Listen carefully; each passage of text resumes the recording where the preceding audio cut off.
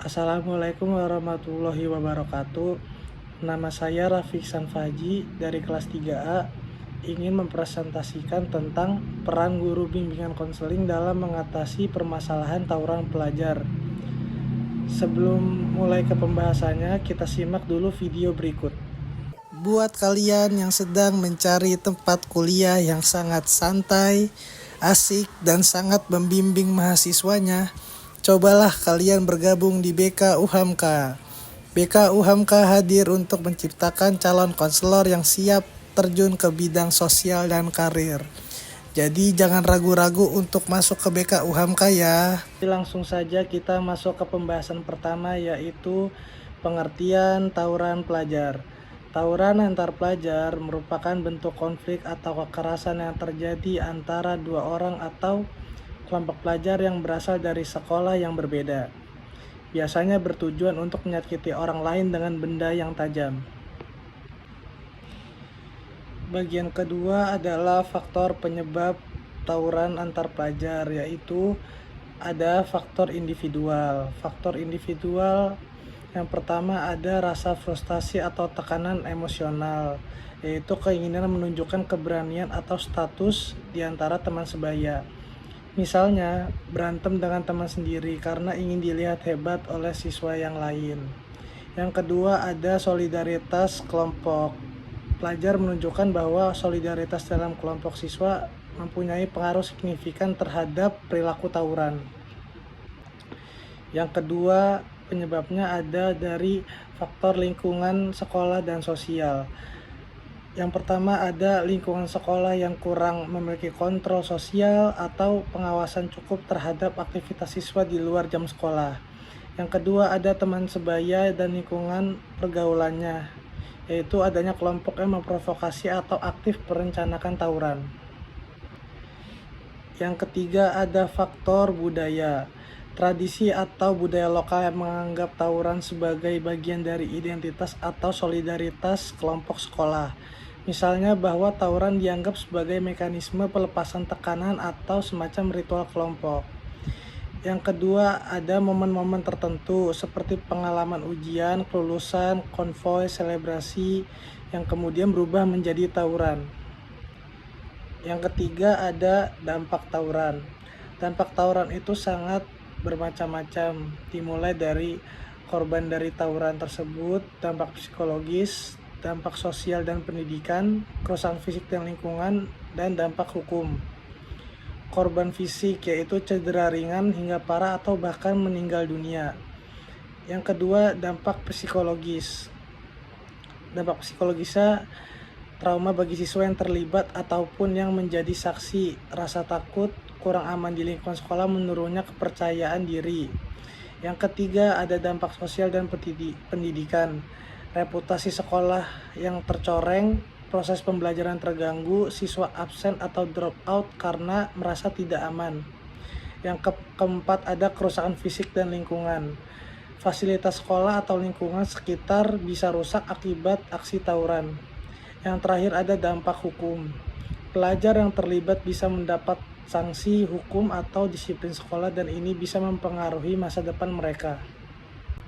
Sekarang kita masuk ke strategi pencegahan dan penanganan tawuran antar pelajar, yaitu pendidikan dan penguatan karakter. Sekolah dan guru BK perlu mengintegrasikan pendidikan karakter, soft skill, seperti pengendalian diri, resolusi konflik, empati, kerjasama. Yang kedua, guru BK harus melakukan pembinaan khusus untuk pelajar yang rentan atau sudah menunjukkan perilaku resiko, yaitu kelompok sosial, konvoi, pengguna senjata tajam. Yang ketiga ada kegiatan mengikuti kegiatan ekstrakurikuler yang positif sebagai wadah alternatif bagi pelajar untuk menyalurkan energi dan membangun identitas kelompok yang sehat. Yang B yaitu pengawasan dan lingkungan sekolah. Pengawasan lebih baik pada jam keluar atau pulang sekolah dan aktivitas siswa di luar jam sekolah. Misalnya dengan berkumpul malam hari tanpa pengawasan. Guru BK harus kerjasama dengan kepolisian, masyarakat, dan orang tua untuk memantau titik rawan tawuran dan mereduksinya. Yang ketiga, ada penataan ruang dan fasilitas sekolah agar menciptakan rasa aman dan mendorong interaksi positif antar siswa. C. Kebijakan dan penegakan. Pihak sekolah dan guru BK harus mempunyai kebijakan jelas terkait tawuran, seperti harus melakukan sanksi prosedur ketika siswa terlibat aksi tawuran dan rehabilitasi. Yang kedua, penegakan hukum yang adil namun juga memberikan ruang rehabilitasi bagi pelajar agar tidak sekedar dihukum tetapi dibina. Yang ketiga, pihak sekolah dan guru BK harus berkolaborasi dengan kepolisian atau polisi Pamong Praja untuk mencegah terjadinya tawuran pelajar, terutama saat pulang sekolah. Yang D. Keterlibatan orang tua dan masyarakat. Guru BK harus melibatkan orang tua perlu dalam pembinaan siswa, yaitu mengawasi aktivitas di luar sekolah dan memberikan komunikasi terbuka. Guru BK dan pihak sekolah harus bisa berbaur dengan masyarakat dan tokoh lokal untuk membantu menciptakan kultur anti kekerasan dan lingkungan sekitar sekolah. Yang ketiga, yaitu media sosial harus digunakan secara positif untuk mengubah narasi dari keren berkelahi menjadi keren punya prestasi, kreativitas, kerjasama. Contoh kasus tawuran antar pelajar, yaitu pada tanggal 28 Maret 2022, MTSN 6 Tangerang dikagetkan berita tawuran antar pelajar yang menewaskan remaja berusia 16 tahun di Tanjung Pasir, Teluk Naga, Kabupaten Tangerang.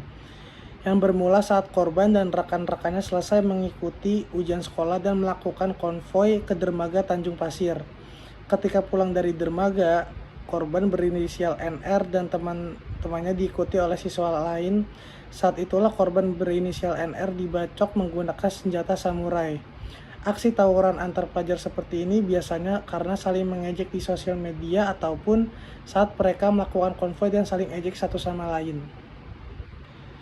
Kesimpulan dari materi ini adalah tawuran pelajar merupakan bentuk kekerasan antar siswa yang dipicu oleh emosi, solidaritas kelompok, dan kurangnya pengawasan sekolah serta peran orang tua. Dampaknya sangat merugikan dan menimbulkan korban jiwa, trauma psikologis, dan mencoreng nama baik sekolah. Upaya pencegahannya perlu dilakukan melalui pendidikan karakter, pengawasan yang ketat, penegakan disiplin, serta kerjasama antara sekolah, keluarga, dan masyarakat. Dengan pembinaan yang tepat, pelajar dapat menyalurkan energi dan solidaritas mereka ke hal yang lebih positif dan membangun. Sekian presentasi dari saya. Kalau ada yang kurang, mohon dimaafkan. Wabillahi taufiq wal hidayah. Wassalamualaikum warahmatullahi wabarakatuh.